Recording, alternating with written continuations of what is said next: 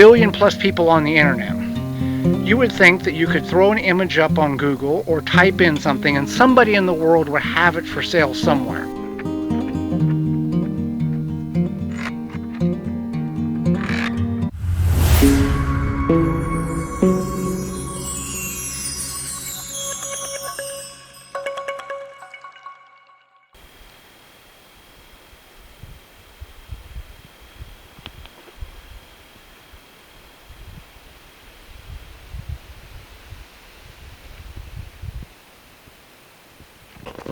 Welcome to Time by the Tent and another weekend here up at the land. Not going to be a weekend of fancy foods cooked over the campfire, but more of a trying to get as many projects done as possible, as next week we are 1 week away from the opening day of archery season here in Wisconsin. So there's a number of things I'd like to get accomplished so they can just be done. There will be projects that will be done throughout archery season, but the more I can get done now, the better things will be. So just got here, very chilly day, about 55 degrees, 38 to 43 tonight here in the Northwoods of Wisconsin. They are warning about potential frosts. And then next weekend, for the opening day of archery season, 64 for a low and 80 for a high. So we are 1 week off of getting this kind of chill weather for opening day, but there'll be plenty of cold days to set in the tree stand. So enjoy it while we can. So I got to go down and get the stuff out of the car. I got just picking up limbs and stuff that have fallen in the last 2 weeks since I haven't been up here. And then just start knocking out projects. I'll show you what I'm having for lunch, which is going to be baked beans and meatballs. Meatballs are pre-made. I'm just going to warm them up or heat them over the fire. And let the party begin. Certainly appreciate you coming along and see how many of the 13 things on my list that I can get knocked out before I have to leave tomorrow afternoon.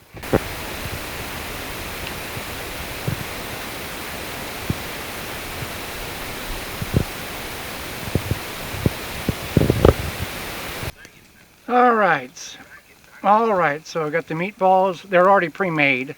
They're the ones you buy at the store. Cooking those up. I heated up the baked beans. With it being nobody up here, and from what I think I understand, I'm watching Andy Griffith on Pluto. The drier the air, the better the cell signal. I saw it on a reel or a short. The more moisture in the air, the harder it is for the signal to get, the farther away you are from the tower.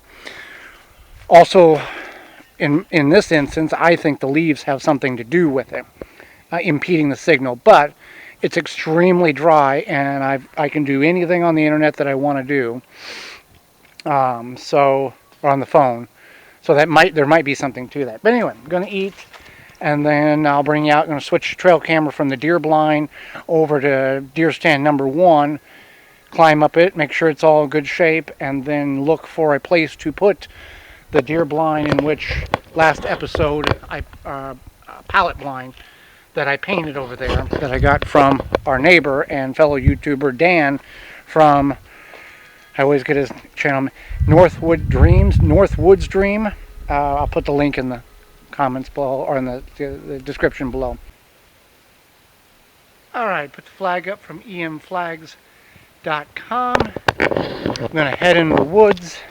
I'm going to move a trail camera and then underneath out of the deer blind that I have had it there for a month, and then look for a spot to put this other blind tomorrow and get in the woods. And had deer activity on the deer blind just about 3 or 4 times every week, so a lot of activity there, and I had a black bear in there as well. So I'm going to go grab that and then move it to the other tree stand and check that tree stand, make sure it's safe before I try to climb up in it in the dark next Saturday morning. So there'd be the pallet ground blind, and there's the Tacticam there. I've had bear up in here. I mean, it's sturdy. It's nice and locked in. So yeah, I had bear a little cub come through there and put his paws up there. So, and I continue to have deer run down that way and come across. I've had them stand right there and lick on it, sniff it. So I'm going to pull the trail camera from here because this is for gun only.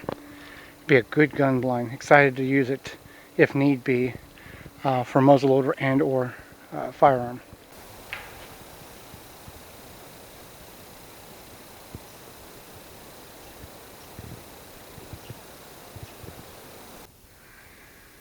There's tree stand number 1 and tree stand number 2, or tree stand number 3 is 60 to 70 yards that way, and tree stand number 2 is about the same distance that way. I've got three more tree stands in the storage tent that I don't want to put up until I kind of see what these 3 are going to give me, because there's no sense of spending hours of putting tree stands up in places that they're no good. So I'm going to climb up there, make sure that tree stand is nice and safe, secure, and then where did we have that? Oh, right here. That's the tree we had the trail camera on last year, and I had deer. I had a couple of deer walk right there. So that's what we're going to do.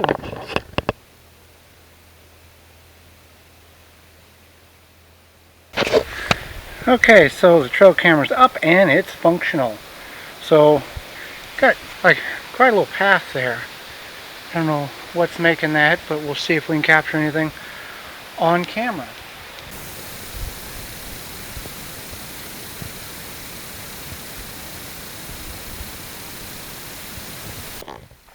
Alright, so I got that all done. I'll go back out tomorrow and take the pallets here. I'm going to take them across the trail. I'll take 3 across the trail, because that stand that you just saw, it only has 3. So if I only have to move 3, and I can use the back of a tree as the back, or 2 trees together, then I can save a pallet and not have to haul it through the woods. So I don't know what to do, because I'm thinking about going way over there. So if that's the case, then I should just carry him up here, go across, and then boom, I'm right there. So I'll think about that. But anyway, got other things to do. I've got a couple of products that have been shipped to me that I need to test, and I'll show you what I'm doing and what they are. But a full review of them will be in a separate video.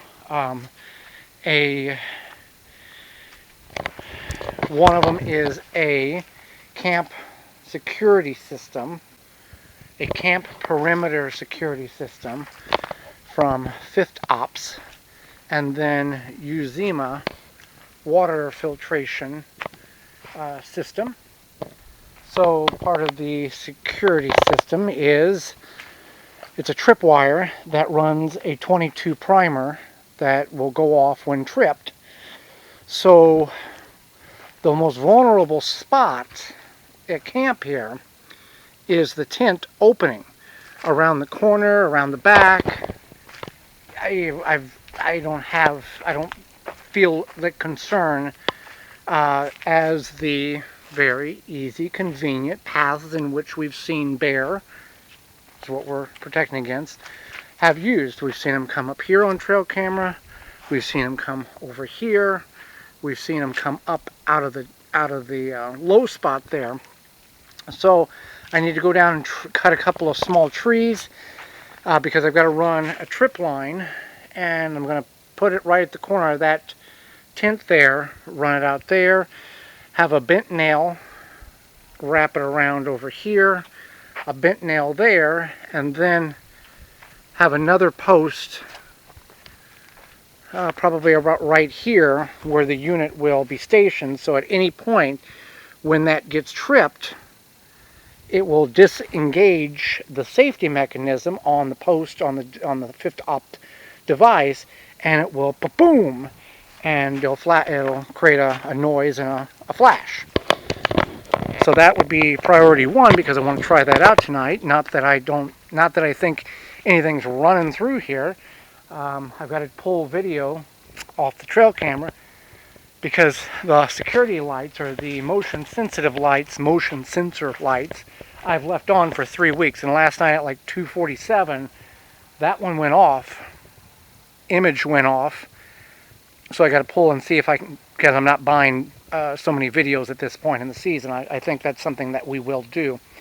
But I want to see if anything was here that the camera just didn't catch on the still frame.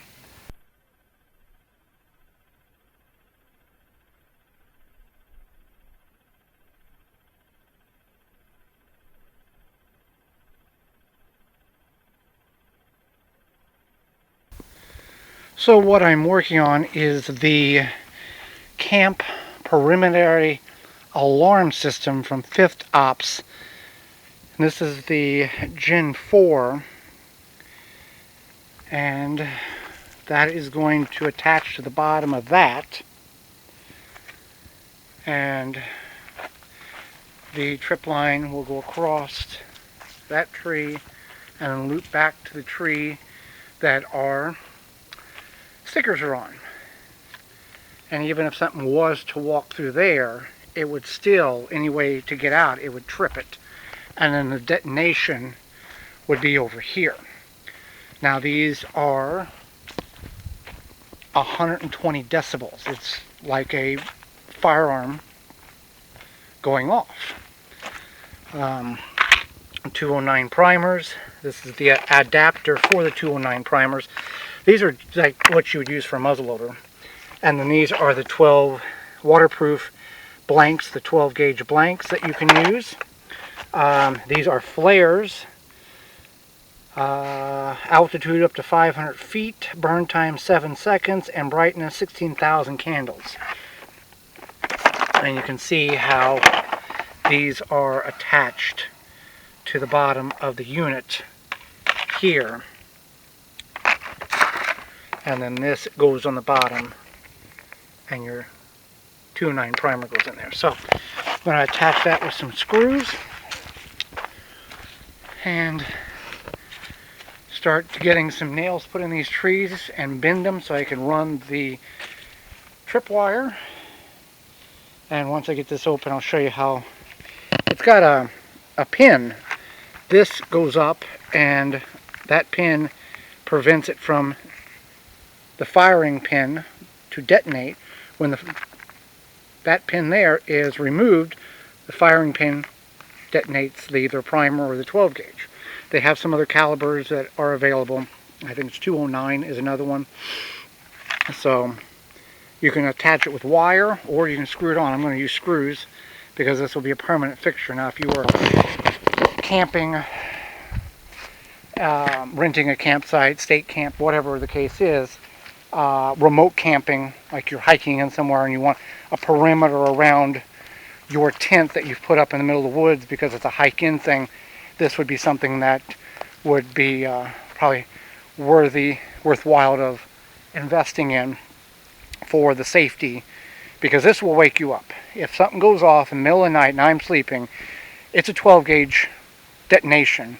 It's going to wake me up. Now whether it's a squirrel, whether it's a bear, a deer, whatever the case is. So let me get this attached and I'll show you how this looks. Okay, so I've got it set up. I've got the tripwire. I am going to activate it just so you can see what happens. I've got the 209 primer adapter on this, so it will make a noise and it will create a flash. So I'm going to go on the other side and just trip it. It's going to be loud. We'll see how it works.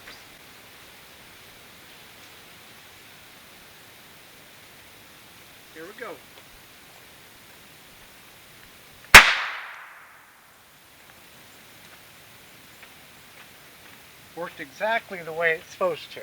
That did exactly right. That's a loud noise in the middle of the night, and you will know something, which I always sleep with the gun on the nightstand in the tent anyway, but that'll work. Very pleased with that. I'll do a full review on it in an upcoming video, but that'll work. And the link for the Fifth Ops website is in the description below. And you can just see it's a spent primer that you would use in a muzzleloader. So now I think I'm just going to go with the 209 primer right now for tonight. I don't think I'm going to attach the 12 gauge deal. That is quite loud, especially when there's no wind. It'll be a good kaboom if it does go off. And I've got all these motion lights around as well, so happy with that. So this is the tent side, that little loop on the nail there, and then goes around. I've got it currently wrapped up there on that stick, so I can unwind it tonight after I take the food down to the tent. And then I've got a nail right here that's bent, and it goes across to a nail that's bent there, and to the detonation area. So very happy with that. And now these here, I've talked about these before. These are 1 by 1 square, or about 12 inches by 12 inches, plastic spikes that a friend gave us. You use to train cats in a humane way to keep them out of certain areas. So that's what I had been using. I'll still throw them down there, because a raccoon or a snake or frog or whatever can still get in the tent, so I don't want that. So that'll kind of prevent that situation.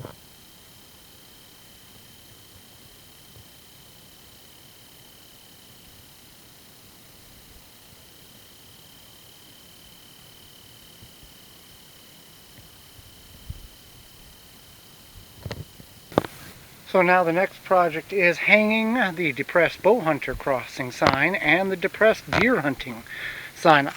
Copyright 95 and 97. Can't find these anywhere on the internet that I'm aware of. I don't know, late 90s I got these as a gift and put them over at the old home place where I would have the hunting stuff at the cabin. And then going down there and visiting family, I got them back.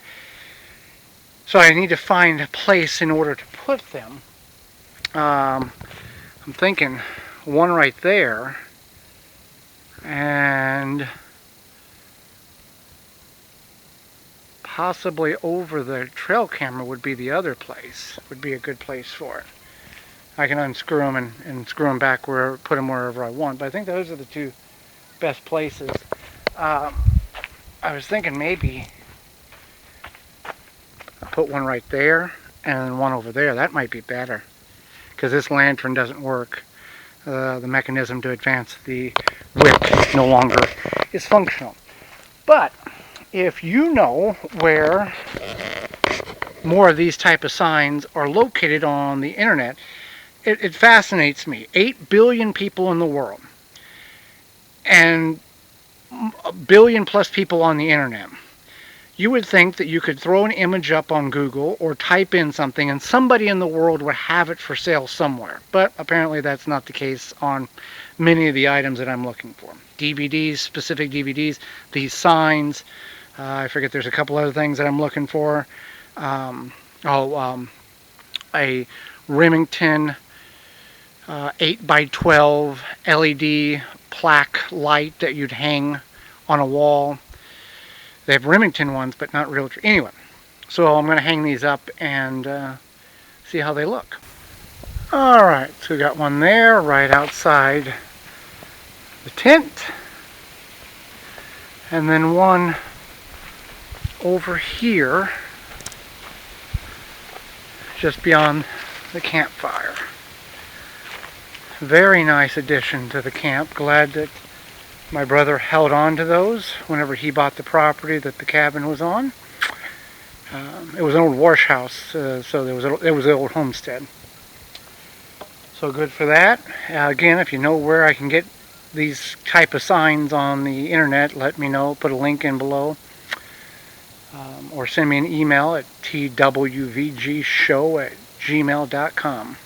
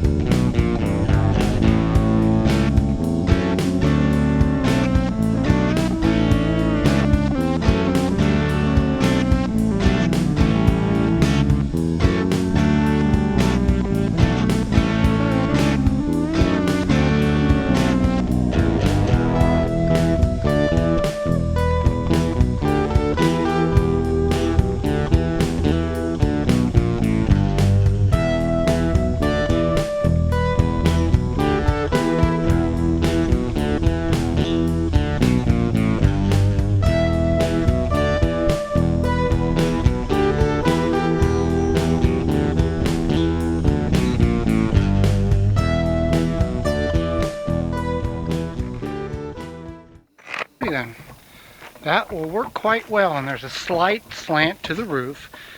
I know it's not going to be 100%, it's not a barn, but it will repel some of the water in which will come down on it and give some circulation of air. And all the nails I used one screw there and a couple of 1-inch screws to kind of tie everything together.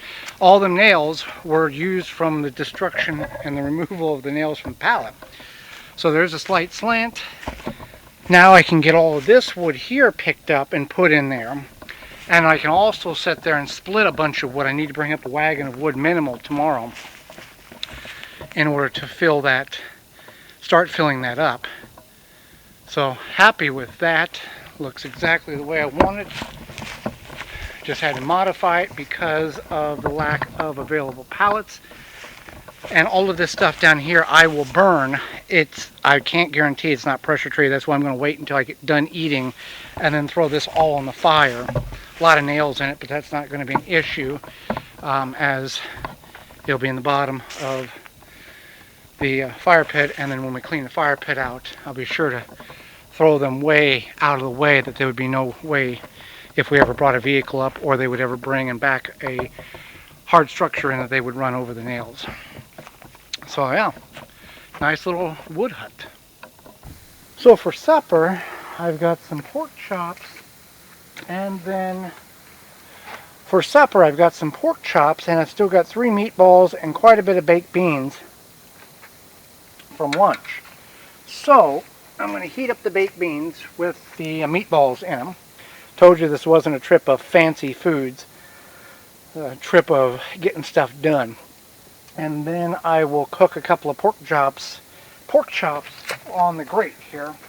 And then once I'm done cooking, then I'll take all that scrap wood that I pulled off that pallet and throw on here and have a big fire, or just burn it up. So there's no contamination possibility of pressure treated wood and food. I won't breathe in that air because I don't know how old that pallet is. Now, that pallet is not 25 years old. Arsenic is what was in treated wood in the 90s, and since I think it's 2009, or was it 2003, they outlawed it, and now it's just a copper But some pallets are oak, some pallets are pine. That pallet, I don't know what it is, but I'll get rid of that wood. But free little wood hut, so that's good. All right, that is the story. Okay, so 2 pork chops. You've seen the baked beans and the meatballs, and then I threw the wood from that pallet. Some of it. It's got that much more over there to burn through. So that'll be the evening. Go in. I got some hunting DVDs and VHS tapes to watch. Put the bear deterrent up. Get the fire going because it's supposed to be cold tonight, or 40, 43, and go from there. Okay, another thing that I've done before I lay down and turn the TV on and relax. Add another picture to the board here. We've got, for those who followed along, the hat that was signed when I hunted with former CEO Rob Keck of the National Wild Turkey Federation in 1998, the first Jake's Day turkey hunt, youth turkey hunt in the United States and Illinois. Rob Keck signed the hat. Bill Jordan, creator of Real Tree Camouflage, was there. And the late Dick Kirby was also there, founder of Quaker Boy Game Calls. And then I reached out to Brad Harris of Brad Harris Outdoors, Brad Harris Outdoors, and he was kind enough to send me a autograph picture. He was the face of Loman for many years and created what we now know as the modern day grunt call in the early 1980s. And then when I went down to visit family, I got the picture that was on the wall of the cabin, or the outbuilding that we created into a cabin, from what we believe, and nobody can confirm this, and I don't remember this either, but we believe that they were at the Jakes family, believe that they were at the Jakes turkey hunt in Illinois as well. And that's how I obtained the signed autograph from David Hale and Harold Knight, the founders of Knight and Hale Game Calls, based out of Kentucky. I believe they're both retired now, and the farm is up for sale. If you're interested, last time I looked, it's listed as $5.7 million, 620 acres fenced in and away from CWD, other deer in the area. So that's something if you're interested and got some cash to burn. So the bottom two, well, all of them are duplicates. That picture of Brad Harris and Knight and Hale are copies. I keep the original at the house, and then I've got a couple of pictures of me with Rob Keck, and the hat is one of a kind. That's why it's in a shadow box, and we will be taking those home when the tent comes down. But something neat and something to add to the ambiance of deer camp, turkey camp, camping, the tent, the whole deal.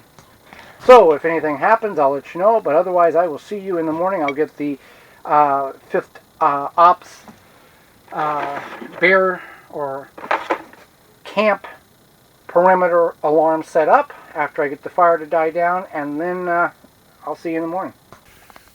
Good morning. Crisp, cool morning. 56 in the tent. I had it up at 72 last night before going to bed. Out here it shows about 48. Anyway, had no issue last night. The perimeter security system was engaged. I did not get tripped. Heard some rustling in the leaves, which had squirrels and who knows, raccoons or possums back over behind the tent over there.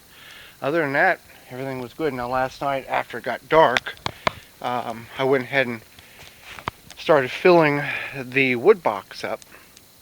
I'll finish filling that up today, and not intentionally, but I did clear a path here, which will get filled back in with the wood that I get today. It means nothing. It's just stacking wood and splitting wood. So, just a little path I need to fill back in. That would probably take, just to get level to that, that's going to take two wagonfuls of, so of wood there. So everything worked out okay. I got to disengage this perimeter alarm, otherwise I'm going to run into it and activate it. So I'll get that going, or completed, get the fire going. I don't know if I'm going to have breakfast per se. I've got granola bars, and start working on some additional projects here. The shower base, or the rinse off base, with that pallet there, that rug there, and then remove what's the wood disc in there and get that level, so it's more of a secure, easier base to stand on than uneven wood disc. Step one of the floor is complete, level there, and I took the paver that was in there and put it out as an outdoor step. Now all the disc in which I had, I just put around inside of the pallets because they're very moist. They got a lot of moisture and they're very wet and heavy, but this also may slow down some if the rain's coming this way or that way. May slow down some of the moisture or snow from getting in there. So not a permanent fix, not a great fix, but it's something to utilize them with. Alright, next thing is to get this mat or floor or rug down, and then cut certain areas in between the slats there to let the water drain, because it is kind of got like a coating on the bottom. So that's the next step here in order to fix. It's not a these are very simplistic use what you got products, or use what you have projects, and this will work much better than trying to stand on those discs in order to rinse off.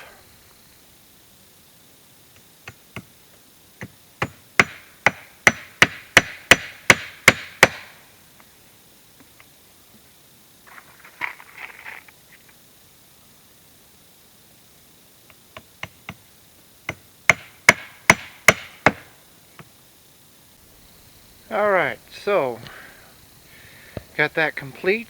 I noticed that rug is not square on the pallet, but that's not a big problem. So I used roofing nails to secure it to the pallet, and then I just took half-inch drill bit, or about a half-inch drill bit, and just hit a couple of places, because this has got like a rubber. It's for an outdoor, it's kind of got a rubber coating on it. So this may work for a couple of years. It may work for a year. It may get all moldy and rot away, but that'll be easy to replace. Had it on a rug, so this certainly will help with the foundation of being able to get in and out of the shower much easier and not get splinters in your feet and the whole deal. This thing here now, for me, will become a problem. Holly, it will not. Minor inconvenience. I could move it up another 3 inches, but it's fine. So this is complete. Very happy with that. That piece of rug there, I'm just going to throw in the storage tent, because I'm certainly sure we can find something to do with it. And I think I'm going to fix breakfast now. I've got some Spam in the car. I may just throw that on there. Get this stoked up and eat some Spam for breakfast. Then I'll go look and see if there's any berries over there that I've gotten the last couple of weeks. And while I'm in there, I'll look at possibility of putting a pallet blind over on that side, so I'd have a pallet blind there and a pallet blind over there. So thanks for coming along. If you made it this far, glad you're enjoying it. Otherwise you would have clicked off at this point. Beautiful day in the woods, in the Northwoods of Wisconsin.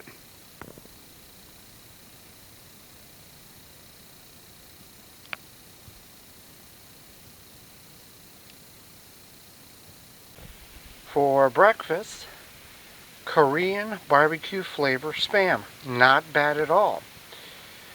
Get that cooked up, Add a little barbecue sauce to it, and then move on with the day's activities. But yeah, they've got a lot of different flavors of Spam. Hickory's got a good flavor. Bacon, can't taste the flavor. Never had the turkey. The spicy Spam is spicy. If you are not a person that likes heat, or even some, that is not a place. That's not what to do. This is good barbecue. Plain Spam, you know, it's low sodium Spam. So there's a lot of different Spams out there. Not a promoter, just enjoyer of the product. So I'm working on the filtration system for the Uzima water filter. The model is UV2. So what I have found is, this is what we're working with out of that pond, wetland, lagoon. It's a brown water. The majority of that water has tannins in it that is released by the pine trees and the vegetation. Tannin does not, though it is not, tannin is safe to consume. It does have a aftertaste of a harsh tea, or I guess the better way, a muckiness taste to it. Though it has been filtered, there is some chemical application in which you can utilize or add to it in order to make it taste like clear, purified water. So when it still comes out a lighter brown. And again, it is consumable from everything that I've read, but it doesn't have a good taste. So this would be a good application if you are next to a stream, or you're able to pump water out of the ground and you're concerned that the water out of the ground is not as purified as you think it should, or if you've got a moving water stream, this is the best application for such a device, and that is what is recommended. Something that we are utilizing, a pond that has a lot of tannin in it. It's really considered a wetland. It does work. The water is safe, but it doesn't taste that great. Now, the application which we can utilize this, it takes, got that much water filtered so far, and it's a slower process, and I've got to backwash the filter when I'm done. Now this would be a very good application for our rinse off area.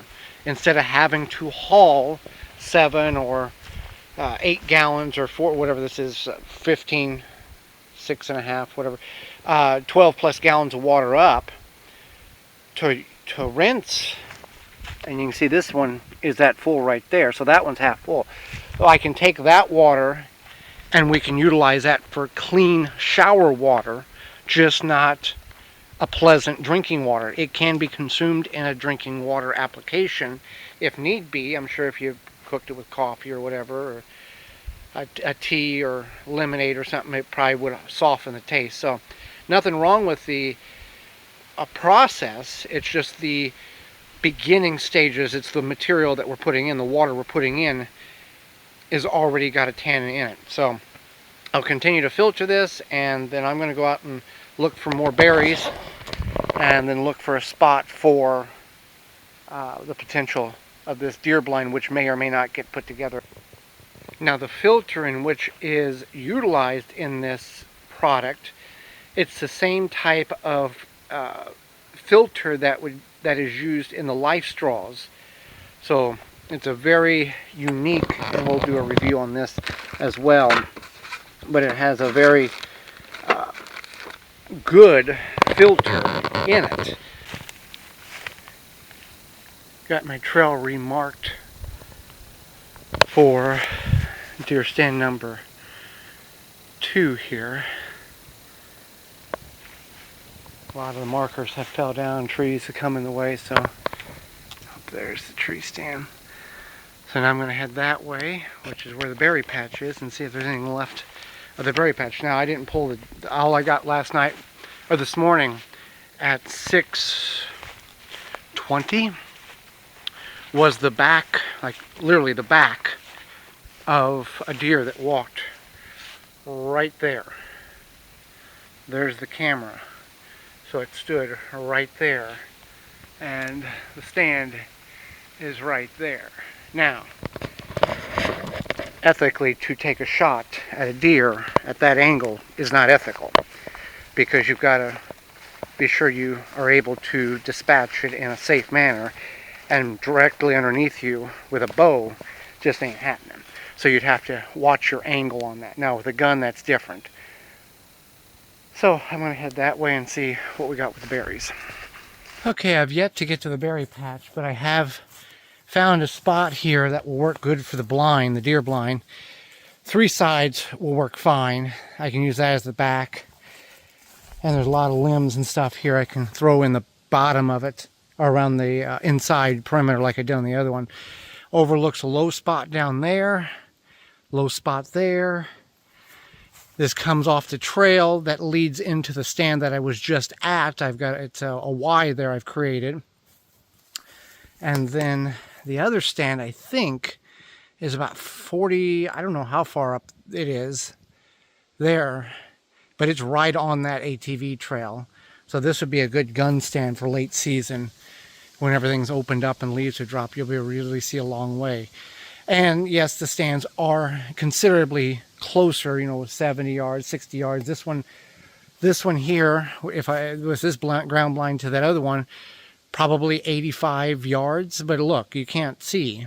Everything's really, really dense in here with this MFL and the way they planted these pine trees. So that is, I'll head that way now and see where the berry patch is. All right, found the berry patch. I don't know, cup and a quarter. That's going to be all berries that we're going to get this year. We got around 10 cups, just ate them. Nothing, no pies made or anything. Where that blind is, that deer blind is going to go to where the tree stand number 2 is at along the trail here, is probably 80 to 100 yards from one to the other. And as I showed you, it's so thick in there, you're not going to, even with the limbs dropping, or not the limbs, the leaves dropping, you're not going to be able to see through the thick pine forest. So I'll at least get the pallets across the trail today. I'd like to get them over there. It doesn't take much to put them together. You just a couple of nails and boom, boom, boom, done. And then I wouldn't have to go in there next week until next Saturday morning. So let me eat. I'm going to have those pork chops again and some sweet corn.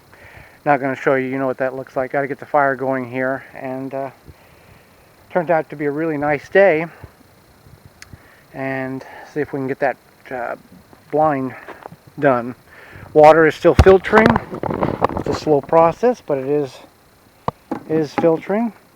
So doing a little experimenting. I took one of these flavor sticks, cherry, Gatorade cherry, and filled that with the water, and I cannot taste the tannin at all. So that will work. Now I would keep fresh water up here for Holly because I don't think that she would want to use water that's got a little tannin taste for her coffee. So this does work. Because I drink mostly flavored water, either tea or drink stick, something of that. So it's good. It's good that that'll work. Now on to lunch. Alright, so that's the beginning stages of the blind. I'm not going to do a backside like I did the other one. Slide in the back. And then when you slide in the back, keep in mind that there is a lot of trees here that you're going to set here. And with all that foliage gone in the fall, you'll be able to see down to that low spot there.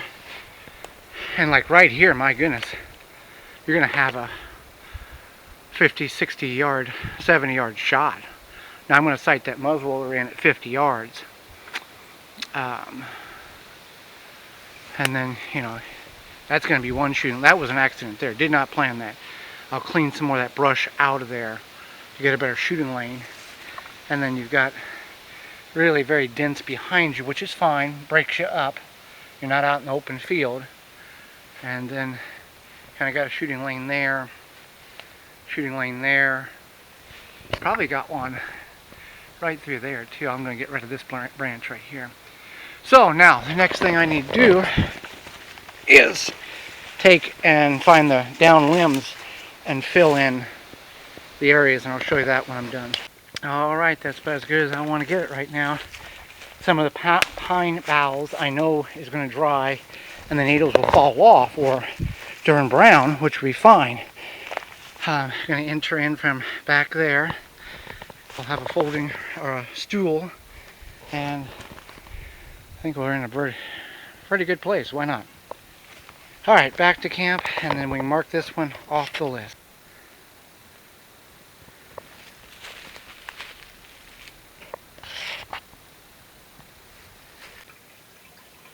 So I ran the first batch through, and it had a lot of soot and dirt and all the gunk, and I back flushed it 2 or 3 times in order to keep the filter clean, in order to process through the water.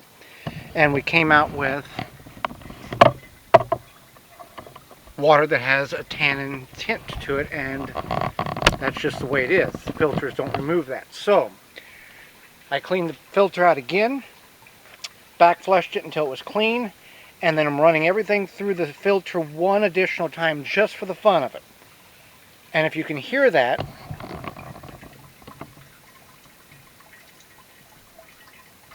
there is no issue with flow rate whatsoever now. That the water that has been filtered is being refiltered again because it is clean water. So the filter, there's no restriction or particles that are going to clog the filter up as it had been the first go around. So just wanted to make sure and see what would happen, and that's what happened. Now if you were getting water from a stream or a cleaner pond or moving water of some sort, this is most likely the scenario in which you would have where the water would consistently flow through and there would not be a restriction in filter because of particle or sediment, because that water is relatively clean to begin with. We're dealing with what I thought was somewhat clean water because I had filtered, or I had it come into a reservoir along the side of the wetland, and then I pumped it in and brought it over here. But clearly there was a lot of particles in it. Another DVD tower, 3-bay, holds 8 per bay, 24 DVDs or 12 VHS. I'll attach that to the 5-bay tower that I have already at the house, and probably will need to make a couple of more DVD towers for some more VHS, hunting VHS that I might be getting. But not today, so that is complete. Alright, almost back down to the parking pad. Happy you've hung around with me for this weekend's journey here up at the land. Why don't we put hut in the comments below, and because of the wood hut that we created out of some junk pallets. So appreciate you coming along, and until next time, we'll see you then.